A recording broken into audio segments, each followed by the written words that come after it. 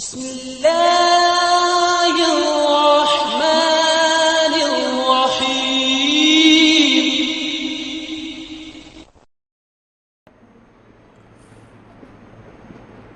साल का पहला महीना मुहर्रमुल हराम शुरू है।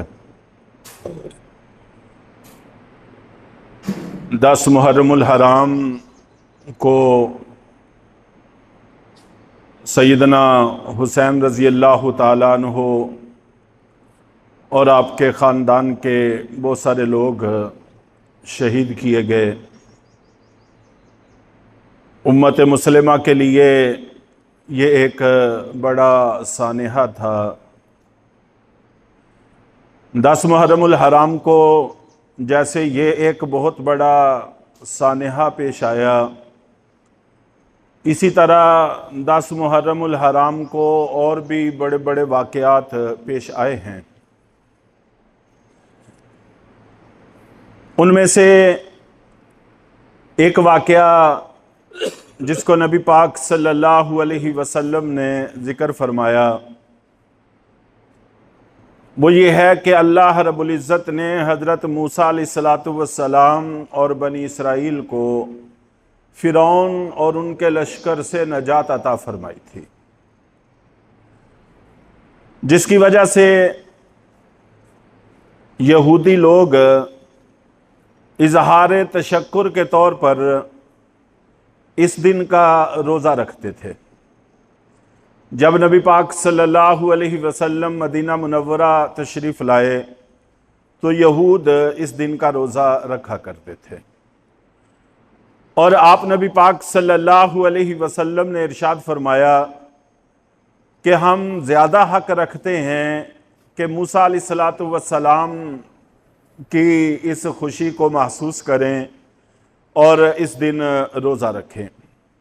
ज़ाहिर है कि अपने वक़्त में वो अहले हक़ थे और हम भी अहले हक़ हैं। अहले हक़ के वारिस अहले हक़ ही हुआ करते हैं।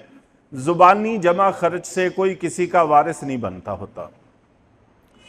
यहूद लाख दावा करते रहे कि हम मूसा अलैहिस्सलातु वस्सलाम को मानने वाले हैं, इससे कोई फ़र्क नहीं पड़ता। ना इसको अल्लाह कबूल करेंगे ना हज़रत मूसा अलैहिस्सलातु वस्सलाम कबूल करेंगे, तो मुसलमान ही हज़रत मूसा अलैहिस्सलातु वस्सलाम के वारिस हैं। चुनाचे 10 मुहर्रमुल हराम का रोज़ा रखा जाता था और अल्लाह के नबी सल्लल्लाहु अलैहि वसल्लम की इस हवाले से 2 तरह की अहादीस हैं। बाज़ में तो 10 का तज़किरा है, बाज़ में मुतलकन मुहर्रम का तज़किरा है। शेख अब्दुल क़ादिर जलानी रहमतुल्लाह अलैह अपनी किताब गुनियतुत तालिबीन में लिखते हैं, हदीस नकल करते हैं कि अल्लाह के नबी सल्लल्लाहु अलैहि वसल्लम ने इरशाद फरमाया कि जो बंदा मुहर्रम का रोज़ा रखेगा तो अल्लाह ताला उसको 1 महीने के रोज़ों के बराबर अजर अता फरमाएंगे। तो गोया कि 30 रोज़ों का अजर इस एक रोज़े पर अल्लाह की तरफ से अता किया जाता है और इसमें 10 मुहर्रम की कैद नहीं, मुतलकन मुहर्रमुल हराम का जिक्र है।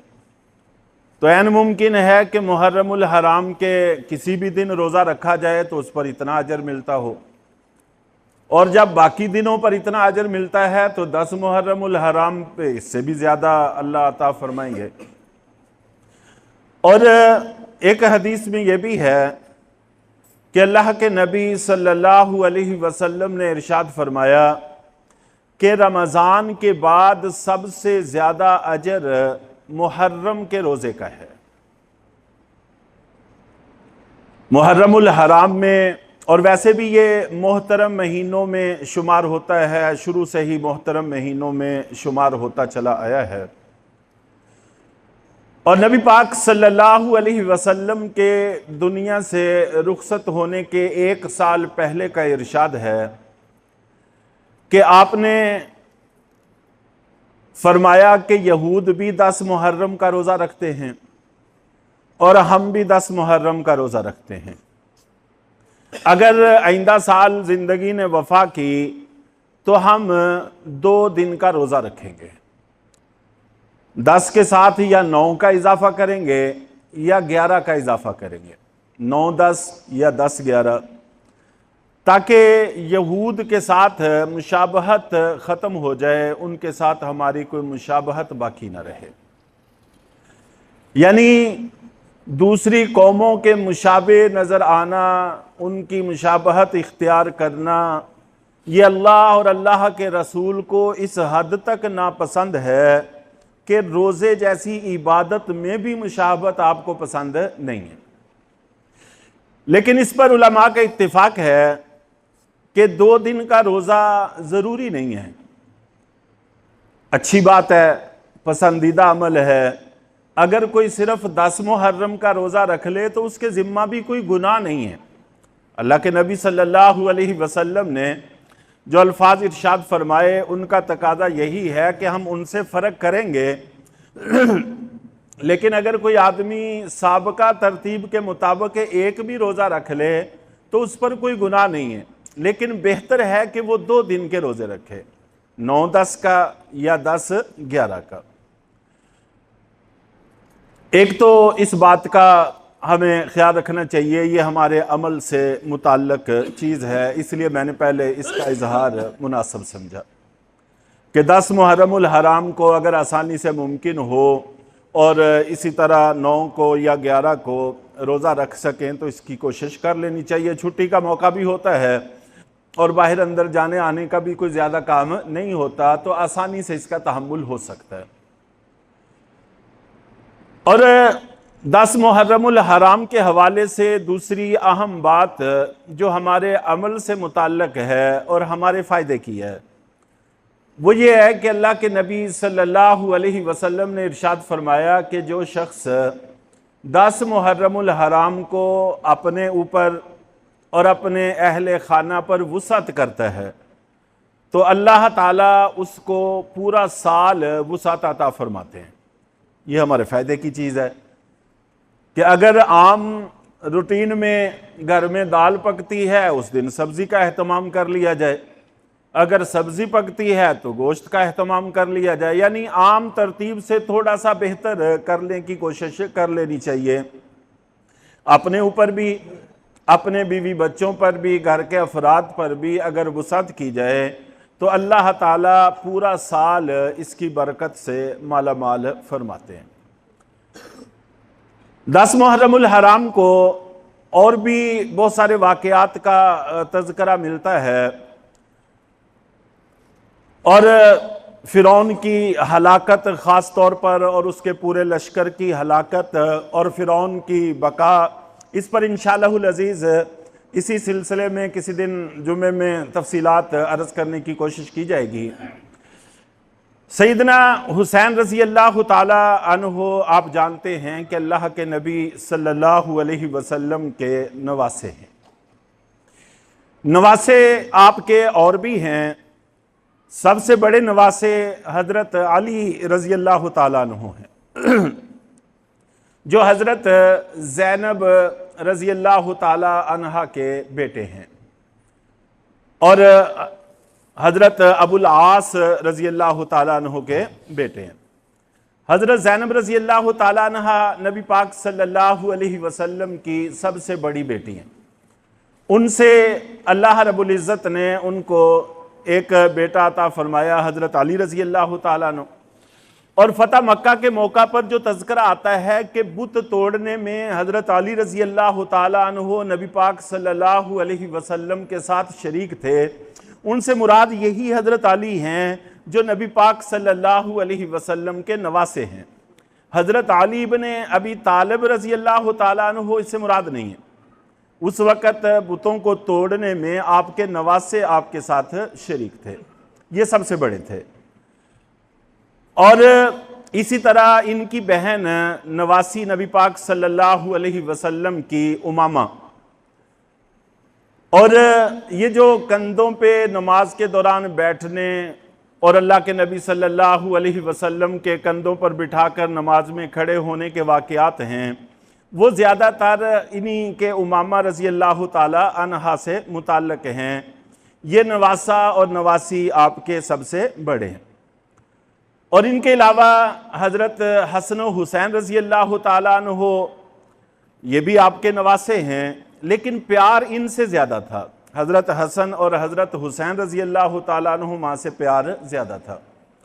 आपको अपनी औलाद में से भी सबसे ज़्यादा प्यार हज़रत फ़ातिमा रज़ी अल्लाह ताला अन्हा से था। और भी बेटियां थी, उनसे भी प्यार था, लेकिन सबसे ज़्यादा प्यार हज़रत फ़ातिमा तय्यबा ताहिरा रज़ी अल्लाह ताला अन्हा से था, जिनको आप अपने जिगर का टुकड़ा कहा करते थे, जिगर गोशा कहा करते थे। और जब भी वो घर तशरीफ़ लाती तो आप उठकर उनका इस्तक़बाल किया करते थे और अपने पास बिठाया करते थे। ये मुस्तकिल एक उन्वान है, मौजू है। तो जैसे औलाद में से सबसे ज़्यादा हज़रत फ़ातिमा रज़ी अल्लाह ताला अन्हा से प्यार था, नवासों और नवासियों में से सबसे ज़्यादा हज़रत हसन और हज़रत हुसैन रज़ी अल्लाह ताला अन्हुमा से प्यार था। और अल्लाह के नबी सल्लल्लाहु अलैहि वसल्लम अक्सर बाहर आते जाते उनको अपने कंधों पर बिठा लिया करते, बल्कि जब कभी ऐसे कंधों पर बिठाते तो कोई देखकर कहते तो कि क्या माशाल्लाह कैसी सवारी अल्लाह ने अता की है। तो अल्लाह के नबी सल्लल्लाहु अलैहि वसल्लम फरमाते कि सवारी अता की है इसको तो देख रहे हो, सवार कैसे हैं इसको भी देखो। तो आप हमेशा जहनों को उनकी अज़मत की तरफ फेरते रहे। हज़रत अबू हुरैरा रज़ी अल्लाह ताला अन्हो नकल करते हैं कि एक दफ़ा अल्लाह के नबी सल्लल्लाहु अलैहि वसल्लम मस्जिद नबवी से निकले तो आगे कहीं जाना था। तो रास्ते में सैयदा फ़ातिमा रज़ी अल्लाह ताला अन्हा का घर था, तो आप वहाँ पर तशरीफ़ ले गए। बाहर से आपने आवाज़ दी कि लड़का कहाँ है। तो अल्लाह के नबी सल्लल्लाहु अलैहि वसल्लम की आवाज़ जब अंदर पहुँची तो सैयदा फ़ातिमा रज़ी अल्लाह ताला अन्हा ने जल्दी से हज़रत हसन रज़ी अल्लाह ताला अन्हु को तैयार किया, मुँह धोया और जल्दी से कपड़े पहना के उनको बाहर भेजे। तो अल्लाह के नबी सल्लल्लाहु अलैहि वसल्लम ने दोनों बाजू खोल कर उनको अपने सीने से लगाया, चूमा और सूंघा। आप सूंघा भी करते थे और कहा करते थे कि ये मेरे जन्नत के दो फूल हैं। तो जन्नत की खुशबू उनसे आती थी। अल्लाह के नबी सल्लल्लाहु अलैहि वसल्लम सूंघा करते थे। और फिर फरमाया कि ए अल्लाह, मेरे इस बेटे से आप मोहब्बत फरमाएं और हर उस शख्स से भी मोहब्बत फरमाएं जो इनसे मोहब्बत करे। तो हज़रत अबू हुरैरा रज़ी अल्लाह ताला अन्हु का मामूल ये था कि जब भी अल्लाह के नबी सल्लल्लाहु अलैहि वसल्लम कहीं जाते तो ये पीछे पीछे होते थे और थोड़ा सा खांसी से आवाज़ निकाल कर या जूते की आहट से आवाज़ निकाल कर ये तासुर भी दे देते थे कि मैं भी आपके पीछे पीछे हूँ। चुनांचे किसी के पीछे जाते हुए उनके इल्म में लाना चाहिए कि मैं आपके साथ हूँ, उनको पता होना चाहिए। तजस्सुस और एक दूसरे से लुक छुप के मालूमात, इसे कुरान ने भी मना किया और इस्लाम में ये पसंदीदा चीज़ भी नहीं है। तो हज़रत अबू हुरैरा रज़ी अल्लाह ताला अन्हु कहते हैं कि जब मैंने ये अल्फाज सुने बस मेरे तो दिल में हज़रत हसन रज़ी अल्लाह ताला अन्हु की मोहब्बत बैठ ही गई। तो मेरे दिल के अंदर आपकी मोहब्बत रच बस गई कि ये मोहब्बत तो ऐसी मोहब्बत है कि अल्लाह की मोहब्बत को हासिल करने का ज़रिया है। तो आप नबी पाक सल्लल्लाहु अलैहि वसल्लम इन दोनों से बड़ी मोहब्बत किया करते थे, बड़ा प्यार किया करते थे। और जब अल्लाह के नबी सल्लल्लाहु अलैहि वसल्लम दुनिया से रुखसत हुए तो बाद में यही काम हज़रत अबू बकर सिद्दीक़ रज़ी अल्लाह ताला अन्हु किया करते थे। चुनांचे आप भी बाहर निकलते, इन हज़रात को देखते तो उठाकर अपने कंधों पे बिठा लेते। चुनांचे एक दफ़ा हज़रत अबू बकर सिद्दीक़ रज़ी अल्लाह ताला अन्हु और हज़रत अली उल मुर्तज़ा रज़ी अल्लाह ताला अन्हु मस्जिद से निकले तो गली में ये दोनों बच्चे खेल रहे थे। तो हज़रत अबू बकर सिद्दीक़ रज़ी अल्लाह ताला अन्हु ने हज़रत हसन रज़ी अल्लाह ताला अन्हु को उठाया अपने दाएं कंधे पर, हज़रत हुसैन रज़ी अल्लाह ताला अन्हु को उठाया अपने बाएं कंधे पर बिठा लिया और बिठाने के बाद चल पड़े और फरमाया कि अली, अल्लाह की कसम कि ये दोनों अल्लाह के रसूल के मुशाबे हैं, आपके मुशाबे नहीं हैं। चुनाचे इन दोनों की शबाहत अल्लाह के नबी सल्लल्लाहु अलैहि वसल्लम के साथ बहुत ज़्यादा थी। और अहादीस में आता है कि सर से लेकर सीने तक का हिस्सा हज़रत हसन रज़ी अल्लाह ताला अन्हु का नबी पाक सल्लल्लाहु अलैहि वसल्लम के मुशाबे था, और सीने से लेकर पाँव तक का हिस्सा ये हज़रत हुसैन रज़ी अल्लाह ताला अन्हु का नबी पाक सल्लल्लाहु अलैहि वसल्लम के मुशाबे था। जब ये दोनों इकट्ठे होते तो पूरी अल्लाह के रसूल सल्लल्लाहु अलैहि वसल्लम की तस्वीर नज़र आते। तो हज़रत अबू बकर सिद्दीक़ रज़ी अल्लाह ताला अन्हु के ज़माने में हज़रत अबू बकर सिद्दीक़ रज़ी अल्लाह ताला अन्हु से ये दोनों बड़े मानूस रहे। चुनाचे एक मौका पर कोई आंधी और बादल वगैरह इस तरह का मौसम बना, और आप जानते हैं कि जब कभी ऐसा मौसम बनता है तो ख़वातीन को बच्चों की फ़िक्र होती है और जल्दी से अपने बच्चों को अपने करीब करने की कोशिश करती हैं, बाहर हों तो उनको बुलाती हैं। तो सैयदा फ़ातिमा रज़ी अल्लाह ताला अन्हा से किसी ने कहा कि मौसम ऐसा हो रहा है और हसन और हुसैन दोनों घर में नहीं हैं और आप मुतमईन हैं, फ़िक्र नहीं कर रही। तो उन्होंने फरमाया कि वो अबू बकर के घर में होंगे। तो चुनाचे जैसे दोनों हजरात का वक़्त अल्लाह के नबी सल्लल्लाहु अलैहि वसल्लम की हयात तय्यबा में अल्लाह के नबी के घर में गुजरा करता था, तो आपके बाद इन दोनों शहजादों का वक़्त हज़रत अबू बकर सिद्दीक़ रज़ी अल्लाह ताला अन्हु के घर में गुजरा करता था।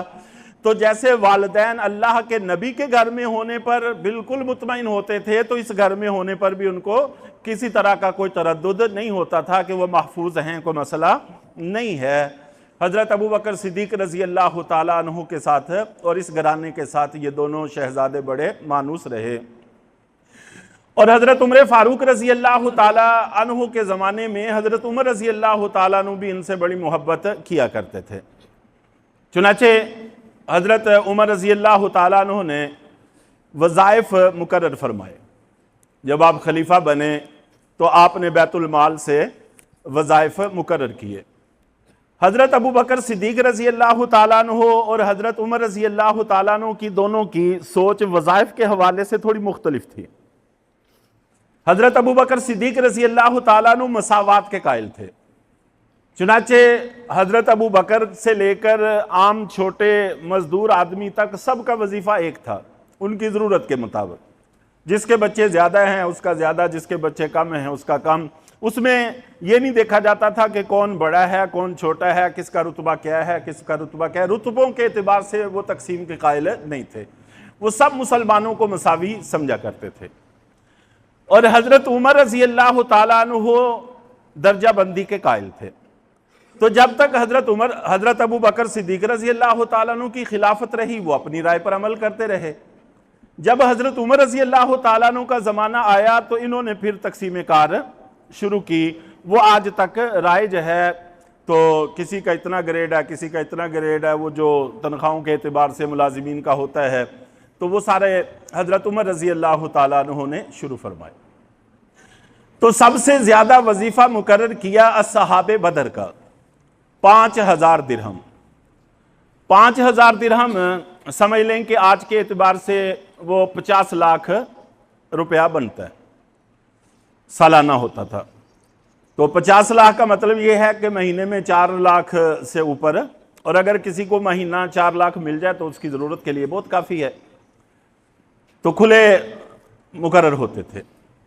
तो अस्हाबे बदर को सबसे ऊंचा मकाम था, उनका सबसे ज़्यादा मुकर्रर किया 5000 दिरहम, और हज़रत हसन और हुसैन का भी 5-5 हज़ार दिरहम मुकर्रर किया।